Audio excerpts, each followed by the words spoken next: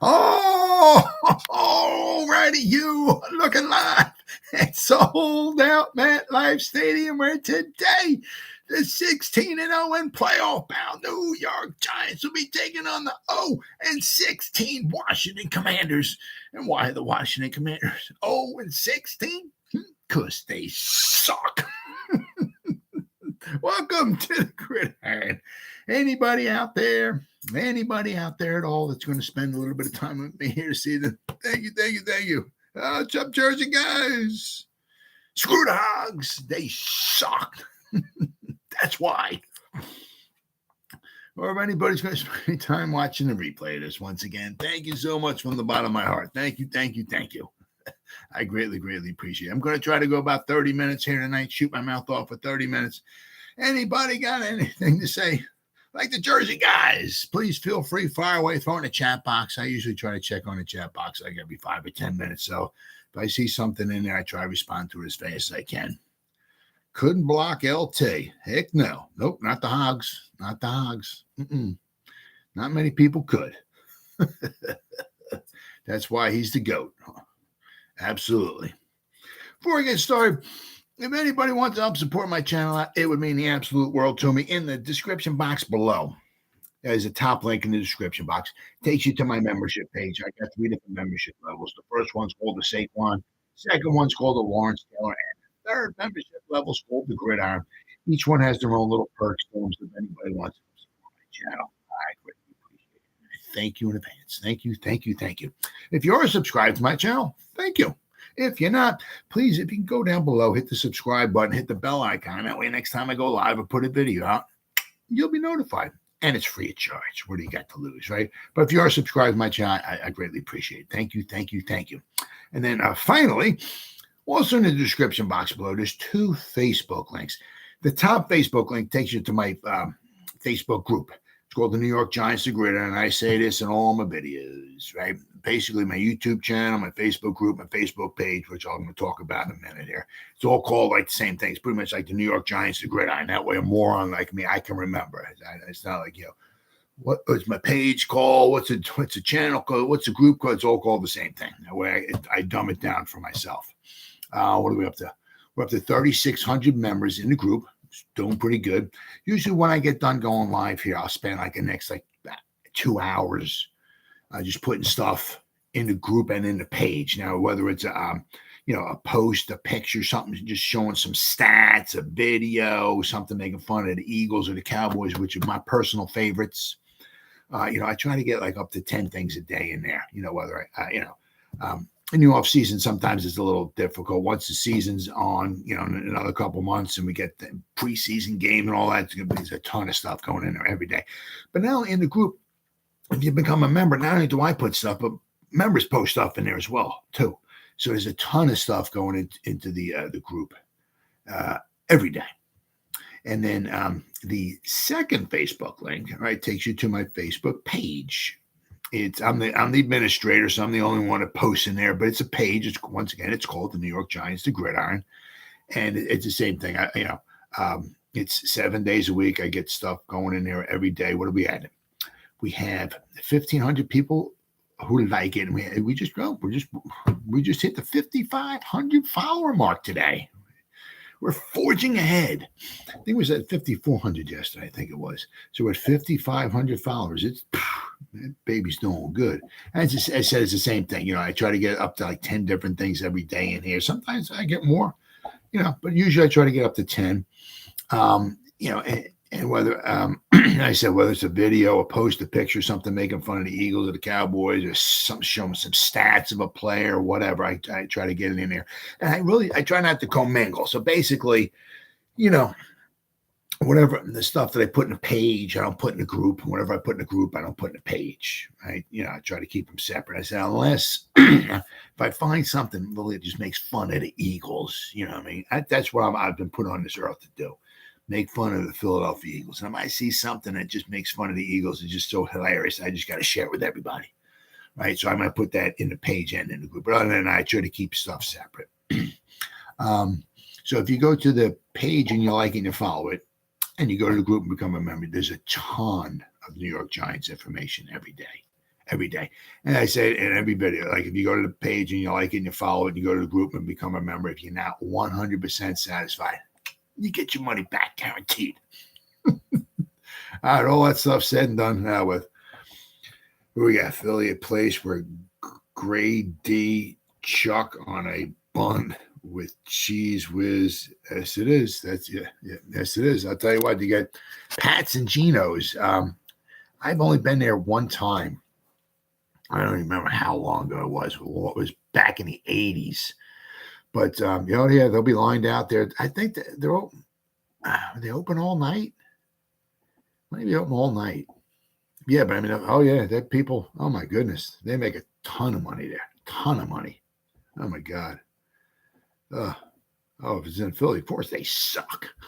But they have people out there all night long. It's simply amazing. But that's exactly what that is.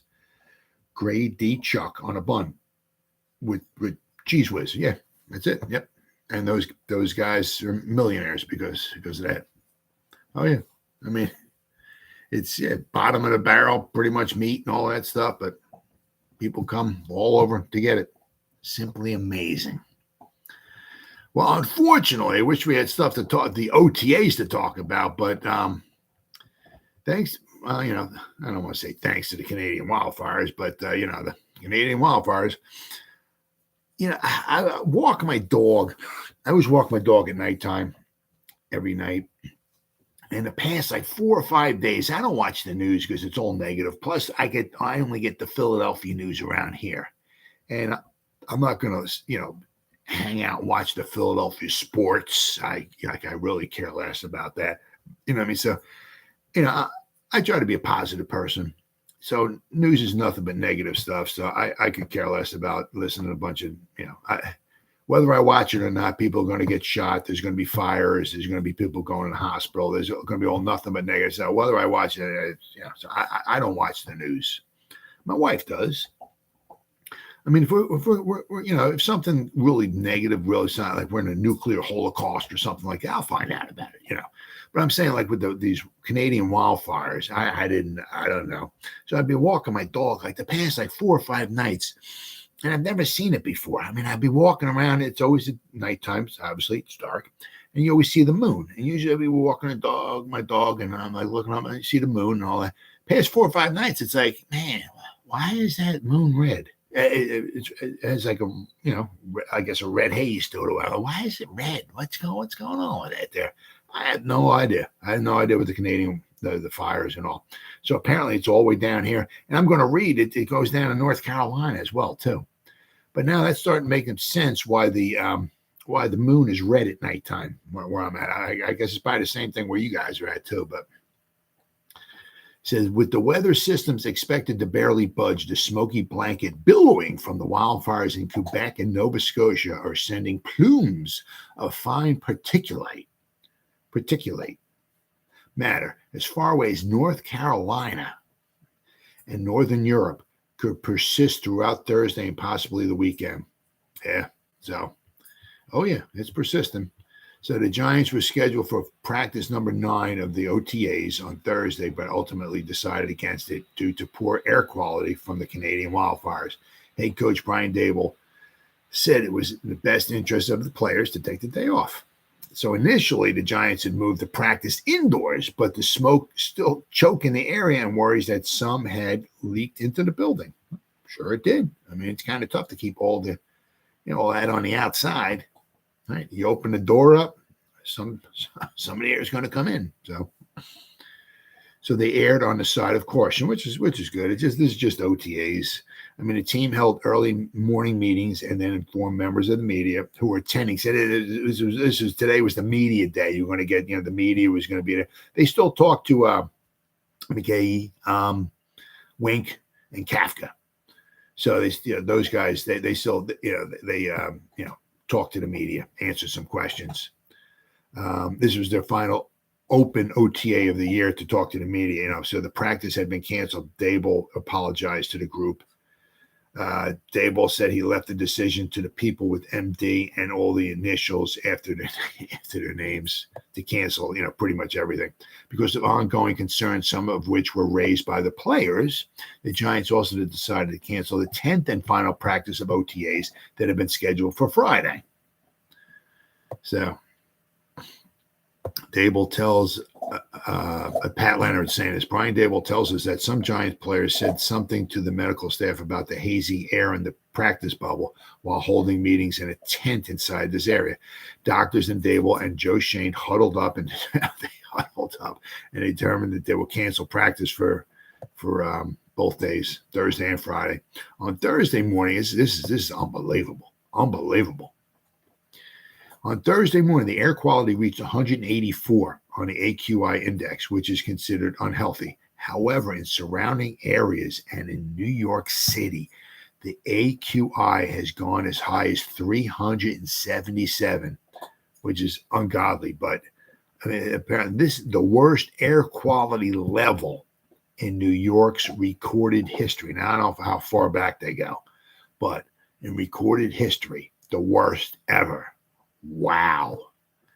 It says, in addition to canceling both remaining practices, the Giants also canceled player availability on Thursday.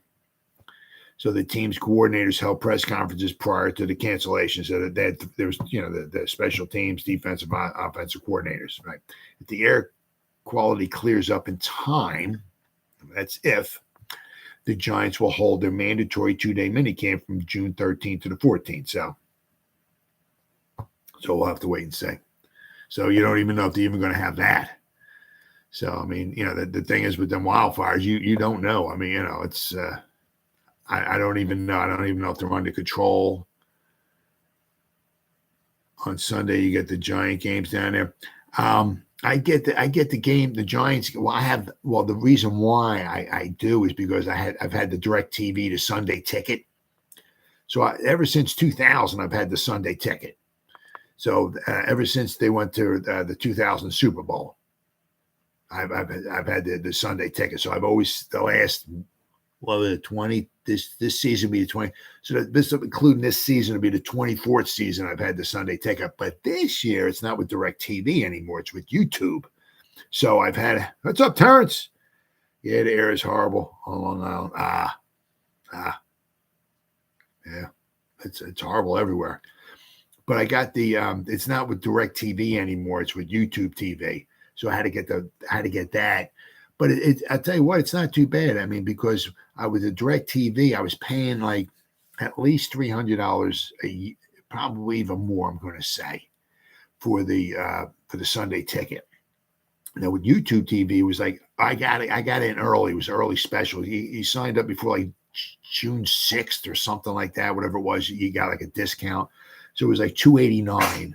But not only that, but I'm saving like $150 a month on my TV. DirecTV, I was paying like $224 a month. I have like I have like 4 TVs. Each one has to have their own box. So I'm renting the boxes. All the packages they have is like with the taxes and all this stuff, it was like $224 a month. And that's without the Sunday ticket. With the YouTube TV, I'm paying $72.99 a month. There's no boxes. There's nothing. I can cancel at any time or anything. So it's $150 a month cheaper for me to sign up for YouTube TV. And the Sunday ticket. The one nice thing that I could say with DirecTV is when I bought the Sunday ticket, whatever, just say it was $300. Well, they would split up into 6 payments. So my bill, I would get billed 6 times. So it'd be like $50 extra for 6 months. So they split it up. So it wasn't like $300 all in one shot. With the YouTube, that I don't think that was the option. So I had to kind of come up with the $289 all in one shot, But I paid that a month or so ago. So that's all done. That's all paid for. So I got the YouTube. So I can watch every game, because we obviously down here we get the Eagle game, and whatever other games they got on. Yeah, there's always a couple other games on, but I always have the Giants games every Sunday since 2000. I've watched. I've been able to watch every Giant game, which is great. Smells up by Port Jarvis like barbecue. We have up here, and sucks. Oh yeah, yeah. Yes, every area's got their own, their own thing. But if you want the Sunday ticket, well, see, I watch it. Not only that, but I mean, I enjoy watching all the other games too. Because I mean, if the Giants are on to say 1:00, then the 4:00 games, there might be one 4:00 game on. But I mean, sometimes there's 3 or 4 4:00 games on. A lot of times, maybe Patrick Mahomes is not on. The Chiefs are playing the Raiders, but they may not be on national TV. I want to see that. Or maybe the 49ers are on, or the Rams are on, the Seahawks are on, and Denver's on. I mean, sometimes, and you might have one game on, on normal TV. Well, I like to watch them all. So it does get a little complicated because with usually the 1:00 games, there's like 8 or 9 of them on. So I'll put the channels, like it was 702, I think it was, where I got here for DirecTV. So you put 702 on, and you got 8 games on at one time. So that gets a little difficult to follow 8 games at once. But at 4:00, there's 3 or 4 games on. You got all 4 games on the same screen. You can go to each game individually too, but usually it's like 4:00. You got four games on. Usually one game's maybe on a commercial break, so you might only have 2 or 3 games that are going on. So you can kind of follow 2 or 3 games at one time, But the 8 games on 1:00, that gets a little difficult, kind of tough to follow all that. But I can watch all the games. It's fantastic. Absolutely love it. Watch Belichick and the Pats. Good package. Oh yeah, it's a good package. Oh yeah, I love it. I said I've had it ever since 2000. I've always had but DirecTV's had it since, DirecTV's had it since the 90s. It took me a couple of years to get it, but yeah, so that's what I absolutely love.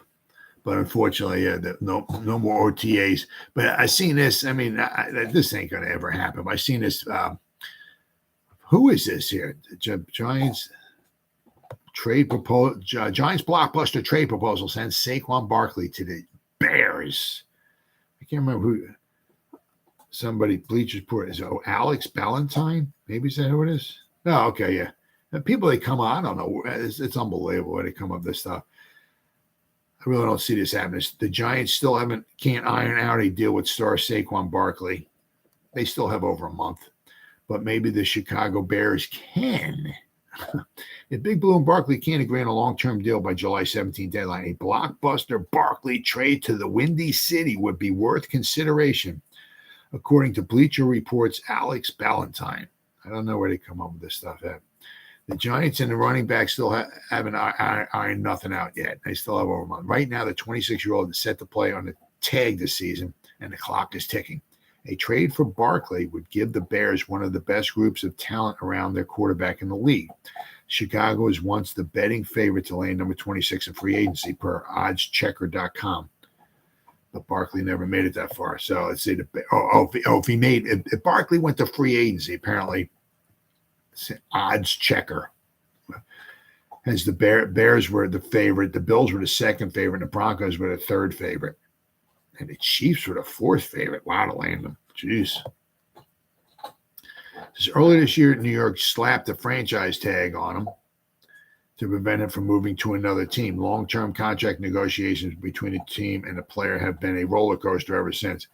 There's no indication New York wants off the Barkley ride yet. General Manager Oshane would need Barkley to sign the franchise tag tender just to open up the very possibility of a trade.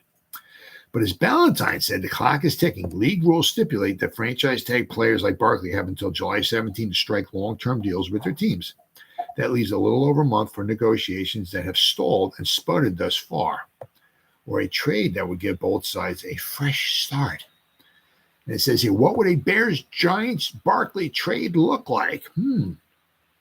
Shane might not be able to pull off a last-second deal with Barkley like he did with quarterback Daniel Jones, but would he consider a trade?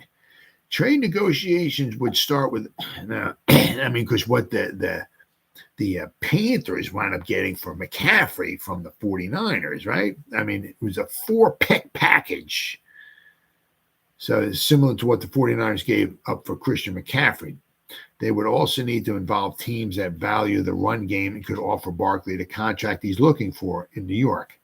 In other words, the Chicago Bears. because according to Over the Cap, no team has more current cap space than the Bears, $32 million. They're also armed with a heavy bevy of future draft picks, and after trading down from the number 1 overall spot in the 2023 draft, and Ballantyne believes Barkley would represent a big upgrade for Chicago, which posted the second most rushing attempts in football last year. So the Bears let David Montgomery go. Ballantyne wrote they replaced him with Rashawn Johnson in the draft and Deontay Foreman in free agency. Those two combined with Khalil Herbert give the team a solid group of running backs. However, none of the three is the same kind of difference maker a healthy Barkley is. Nope.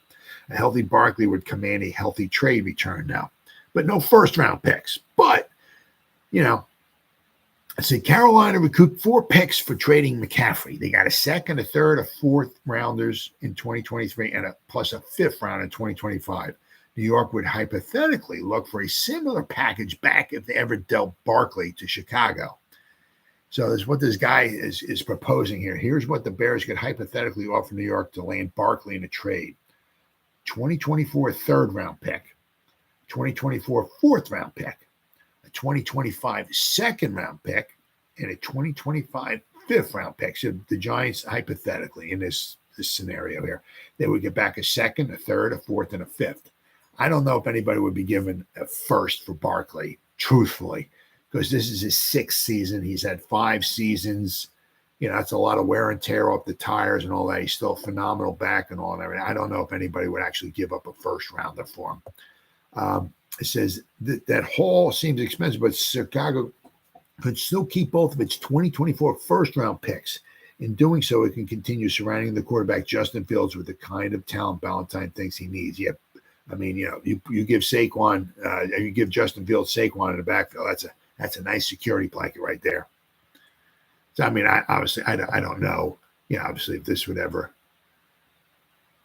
want to come to fruition, but that would be a nice haul. A second, a third, a fourth, and a fifth. Very interesting. The Giants could certainly do a lot of damage with something like that.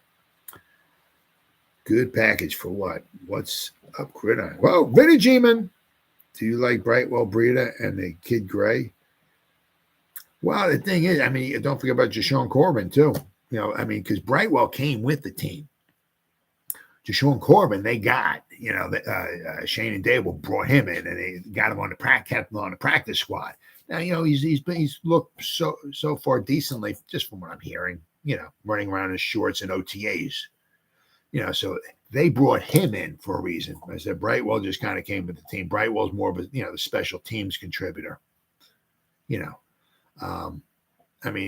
they were to get rid of, Barkley, they wouldn't reap any rewards at all till like next year in the draft. Now, if they had Gray, right? They can certainly, with the second, a third, a fourth, and a fifth, they can certainly draft another good, solid running back to go complement Gray. So you can have Gray and, somebody else, or you can draft somebody who might even be better than Gray. Plus also the nice thing about that is you'd wind up saving yourself some money. I don't think it would come to it. I hope it doesn't personally. And just people, they speculate and all of that and everything. I don't think it'd ever come to that, but the Giants would wind up saving themselves some money instead of, coming up with whatever, 10 to 12, 13, 14 million a year for Saquon. You draft somebody in the third round who you're going to get a good running back in the third round for what, $1 million a year? You have him for 4 years. And a lot of what I'm saying, I hate being like, because I'm an old fart. I like when you draft somebody, that's your team. That's that's the team you're going to play for, right, for a long time. But the way it is nowadays, it's a lot of teams, they draft somebody in the third, fourth round, whatever.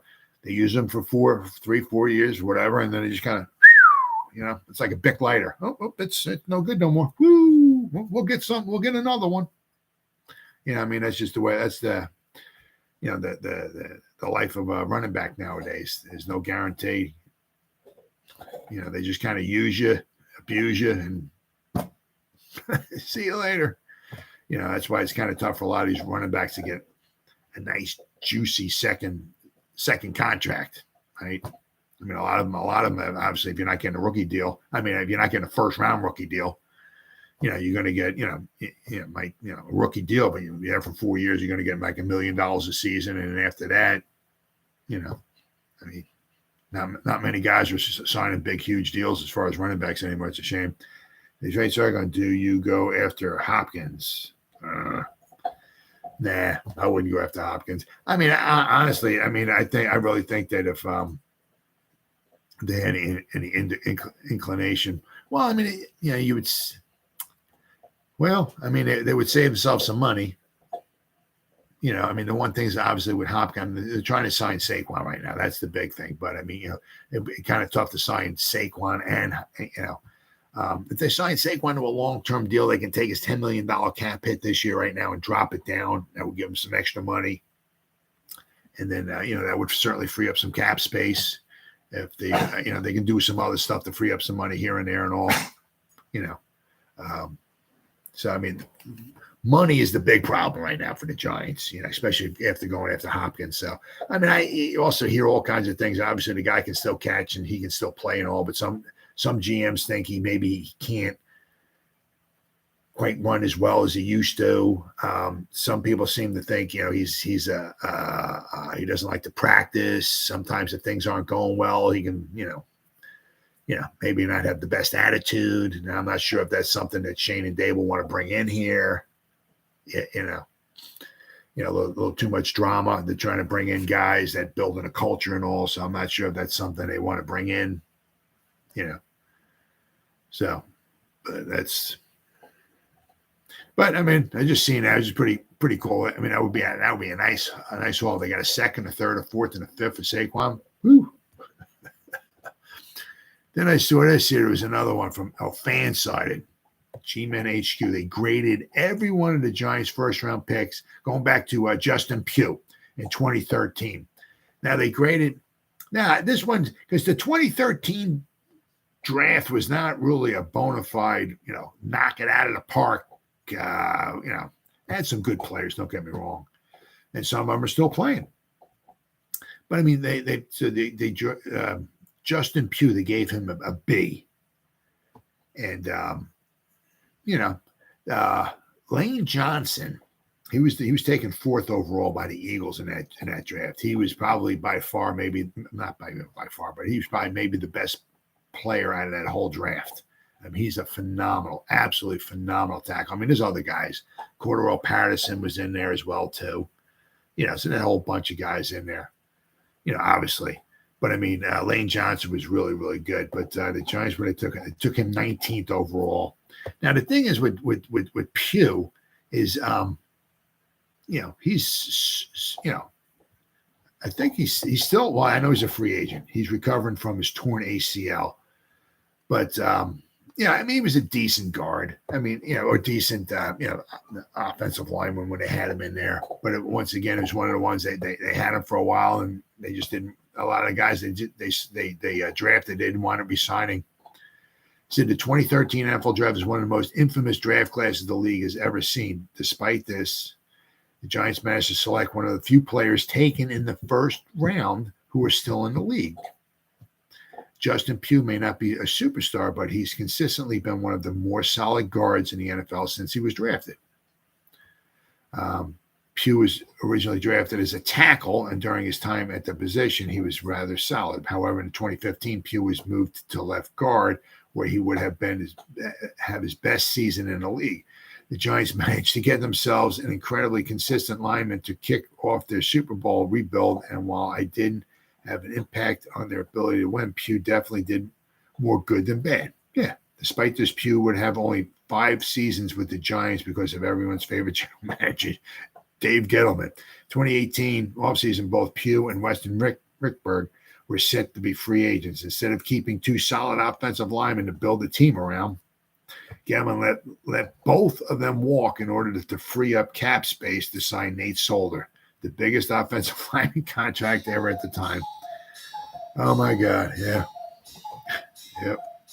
So they gave Justin Pugh a B. I think that's a very, very fair B. He certainly he's no absolute superstar, but a B.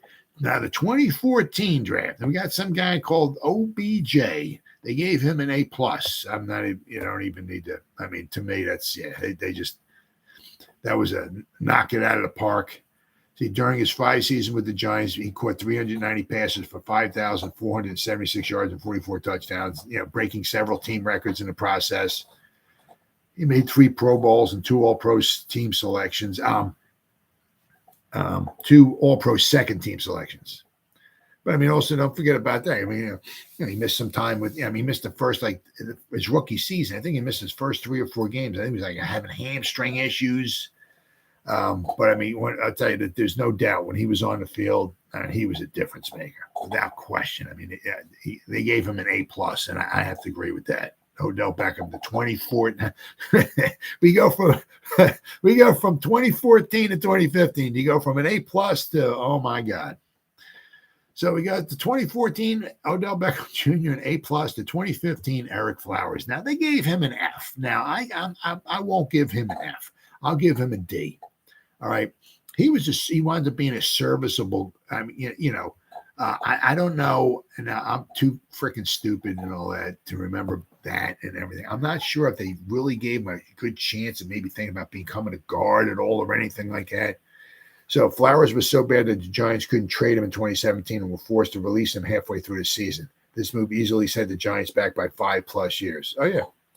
I mean, we would not have to. I mean, if you look at it, we wouldn't have had to draft Evan Neal. Why? Because we got Andrew Thomas and Eric Flowers. Those would be our 2 bookend tackles. Now, and Eric Flowers would still, he's getting up there, but he could still play a few more years. We may not have needed to draft Evan Neal. We could have drafted somebody else at number 7 last year. But because we, says now, this is really no good way to look at this. Not only was Eric Flowers a bad player, but some of the names selected after him could have brought in some game-changing talent for the Giants. Yeah. Oh, yeah. Not only was Flowers one of the worst picks made in the entire 2015 draft, but he's one of the biggest busts of the last decade. But, I mean, he was a serviceable guard, right? I mean, what obviously wasn't humble, fantastic or anything, but I don't know if the Giants actually tried him inside a guard much. Let's see. It wouldn't be enough as Flowers hasn't been in the league since 2021. So, I mean, he was, he could play guard. So to give him an F, I mean, you could say an F because where he got picked at number 9 and he wasn't a tackle and all, I guess you could say an F, but I would give him a D. I mean, he could have played guard, but I mean, in the first, wasn't a first rounder. Obviously, he was probably more like a 3rd or 4th rounder, I guess, maybe at best. And when they drafted him, I don't even know if anybody even had him in the first round. But somehow the Giants and Jerry Reese somehow actually had him in the first. I have no idea. Then, of course, we go from 2015. Of course, we had the 2015 and 2016. 2015 and 16, the second-round picks were 300 times better than the first-round picks. We took Landon Collins in the first round. In the second round of the 2015 pick, the 2015 draft. The 2016 draft, of course, now we took Eli Apple. And then, of course, we took Sterling Shepard in the second round of the 2016 draft. So they gave Eli Apple a D. I'll agree with that one. Yeah, because as we see him, he was still playing. He was playing with the Bengals. They went to the Super Bowl. I mean, he was certainly a decent cornerback. He's not number 10. He's not a first rounder or anything like that. But he could play in the NFL, absolutely, without question. I just don't like the way Eli Apple was. He was with the Saints, and he was talking bad about the Saints and Saints fans. Vinny, what's good, my guy? But I mean, Eli Apple was just talking bad about the Saints fans. He's talking bad about the Giants and the Giants fans and all that. So I'm not. So he gave up the game-winning touchdown pass in the Super Bowl. Couldn't be happy. I think he was on the cover of Sports Illustrated, showing giving up the game-winning touchdown pass. Good, but I mean, Apple could certainly play cornerback in this league without question. But pick number 10. Once again, I mean, that's what the door was opening to show Jerry Reese the door, our general manager. The door kept getting wider. And after Eric Flowers pick, and then after Eli Apple pick in the 26th, the door was really getting wide open just to say bye-bye. Unfortunately, we let Jerry Reese go, and we brought in Dave Gettleman. However, people hate Dave Gettleman for many, many reasons, but, he did draft Andrew Thomas, right? He did draft, whether you like it or not, we got Saquon Barkley from him, right? I would have took Quentin Nelson, but, but we got Daniel Jones, we got Sexy Dexy from him, so he did make some good picks. He did take DeAndre Baker, so he got that one there, but right? Nothing much, fellas. I always like listening to the Gridiron. Yeah! I can't stand when dudes have 10 guys on talking over each other with nonsense. Oh, yeah, do they really? Yeah. Well, I seen this. There's some shows. There's guys. Multiple guys talking.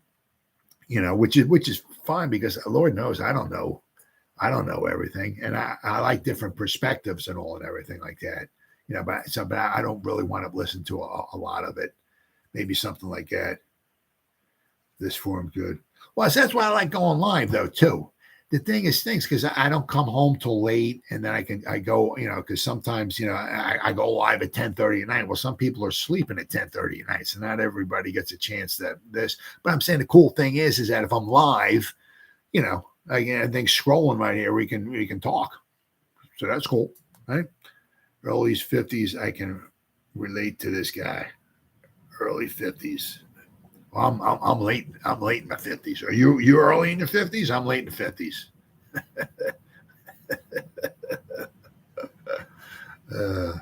So they mid 40s.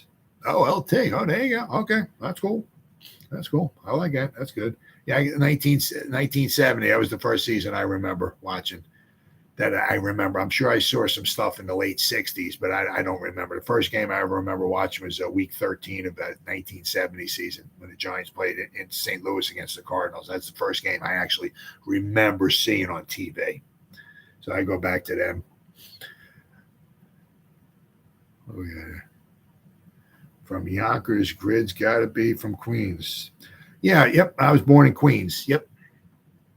What was it? I was there for maybe about a week.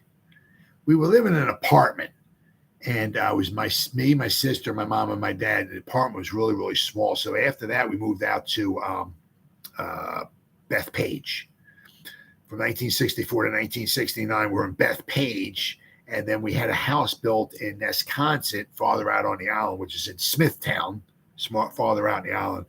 And we were there from 69 to 77. In 1977, my dad got a job transfer down here to South Jersey. So I've been in South Jersey down here by Philadelphia ever since 1977. So Bronx Nook. Yeah, my mom's from Brooklyn. Yeah. Born in Brooklyn. Yeah, there you go. Raised in Yonkers, moved to Jersey. Like the Giant. Yep. I remember Riverdale. Yeah, my mom was born in Brooklyn. Yeah, she had the Brooklyn accent. All right, so Eli Apple they gave a D to in the 2016 draft. Then we got Evan Ingram. Now, if you look at like what he did last year with Peterson and the Jaguars, he had himself a nice season last year. They graded Evan Ingram, the 2017 first round pick. They gave him a C.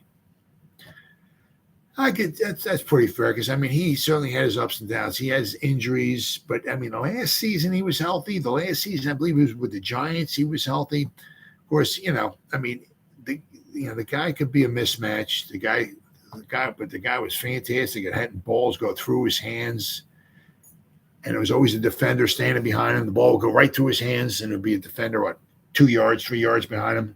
We catch the ball for an interception. And early on, he'd get injured. It says, following the team's playoff appearance in 2016, the Giants decided to try and add big time. So that was the one thing, the Giants, they tried to go. They added, obviously, Evan Ingram in 2017. Of course, then in 2018, they added Barkley, right? So they were trying to Eli was coming to the end of his career, and he just wanted to see if he can make one more run at a Super Bowl. So let's give him a bunch of weapons. So that, obviously when they took Evan Ingram in 2017, he was supposed to be a little bit of a weapon. Ingram's first season in the league would be arguably his best. In 15 games, he caught 64 passes, 722 yards, and 6 touchdowns. However, it would only go down from there. Ingram never good as a blocker. Nope, this was known when the Giants drafted him. However, what was unexpected was the complete regression by Ingram as a pass catcher. Now, was that totally his fault, or was it some of the coaching staff, or because you get the right people around them. There should be no reason why the guy should regress as a receiver. Through Ingram's 5 seasons with the Giants, he dropped 29 passes, which is just insane to think about. While he would somehow make a Pro Bowl in 2020, real Giants fans know how poorly he played with the team. Yep. Oh, yeah. All right, then we got 2017, because then we got 2018, the first round pick is Saquon. They gave him a B+. That's a pretty fair assessment of B+.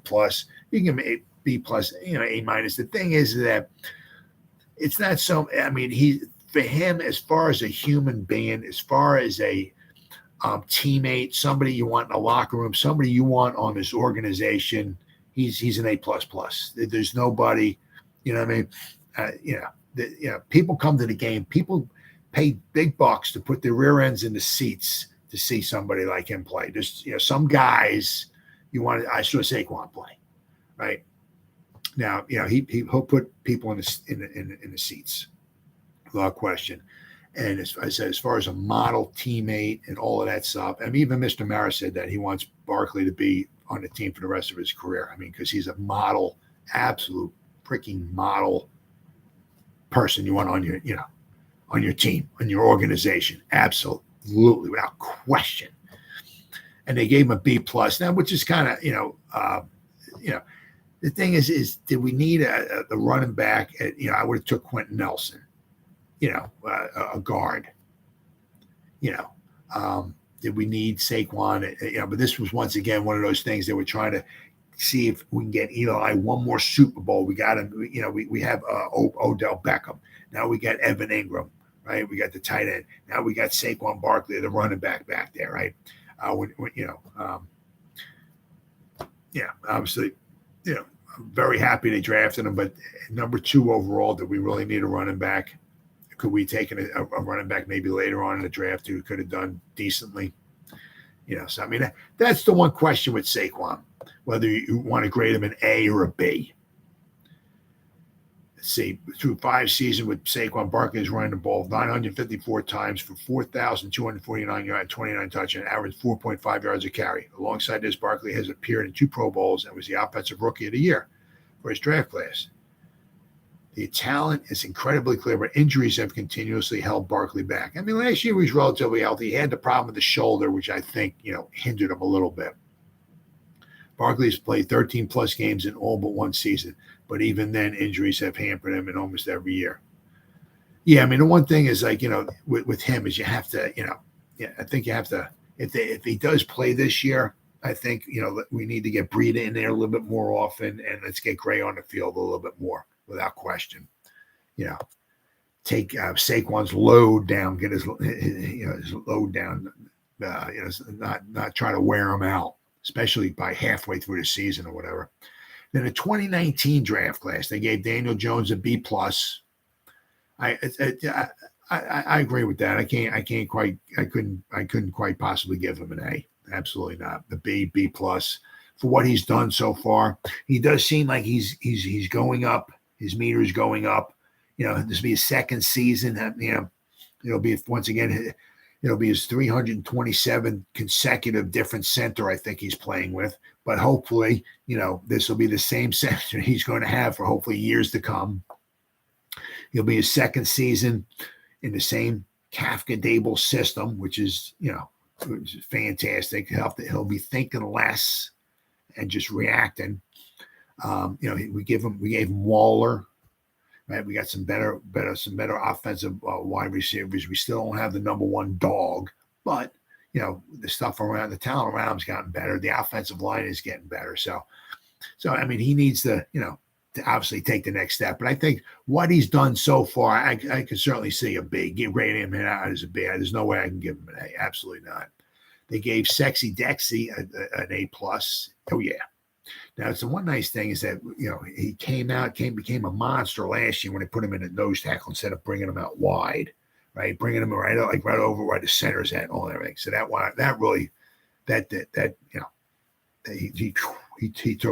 he took off then. So, what was he? What the heck was he? Pick number 19 or what was it? 17? Was it 17 or 19?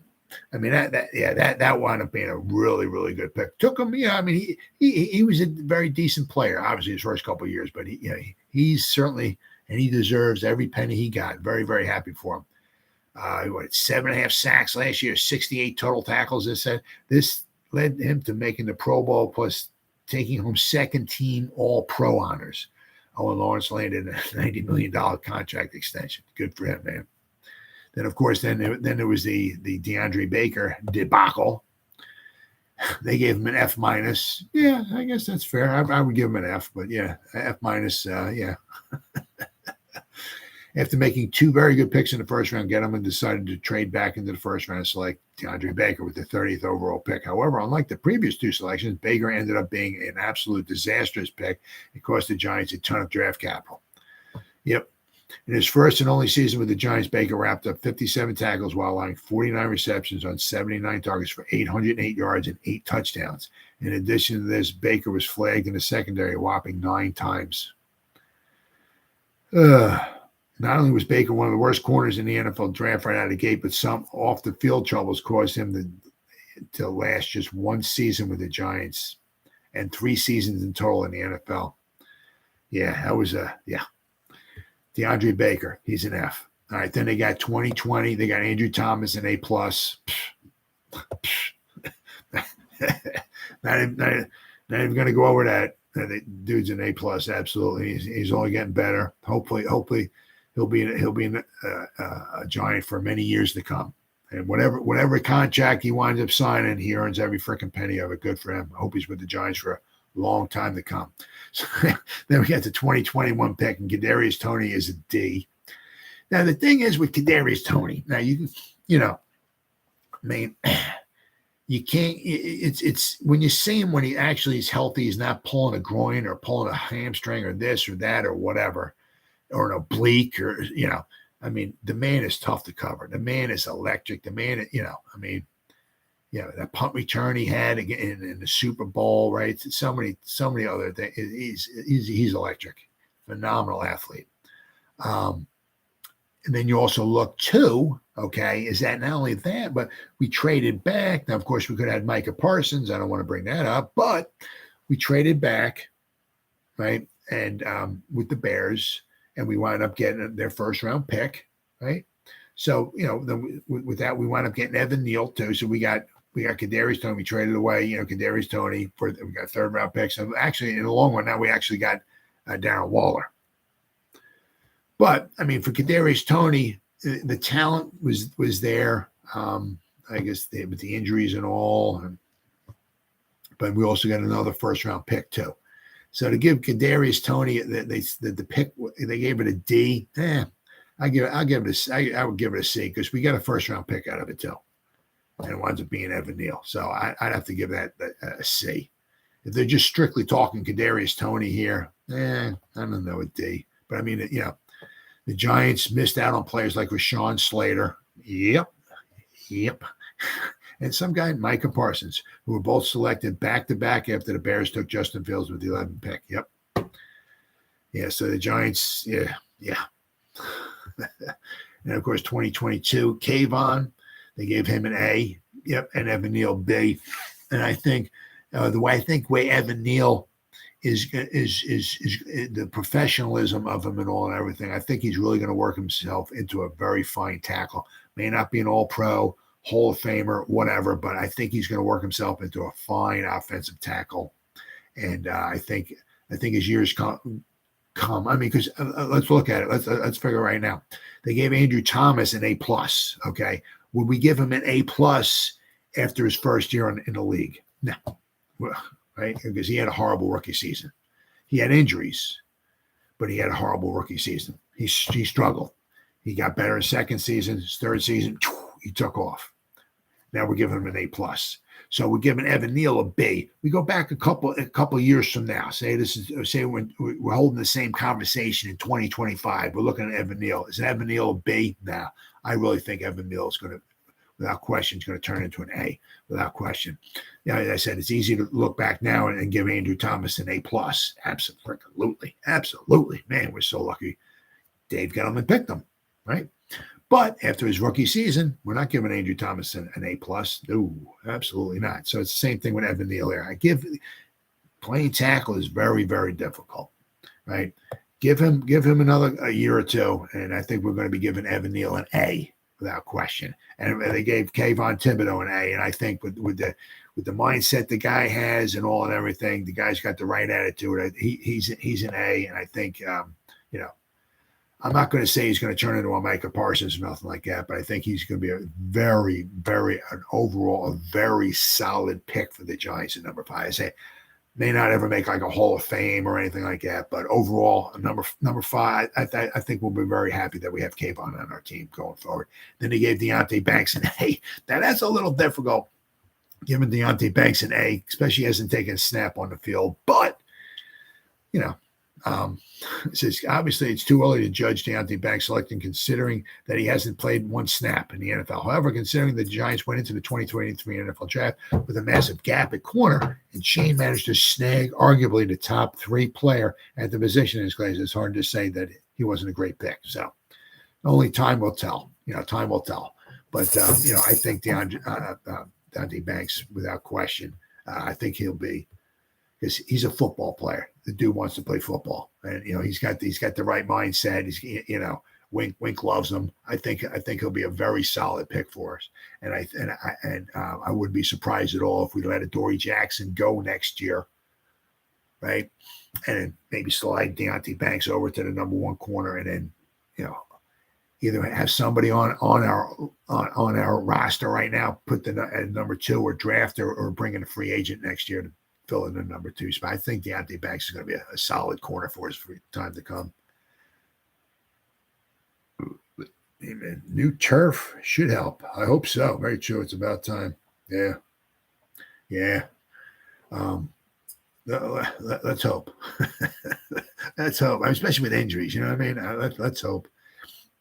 I said that in 2026 we got the World Cup coming, and so Mr. Maris said that the World Cup, you got to have grass.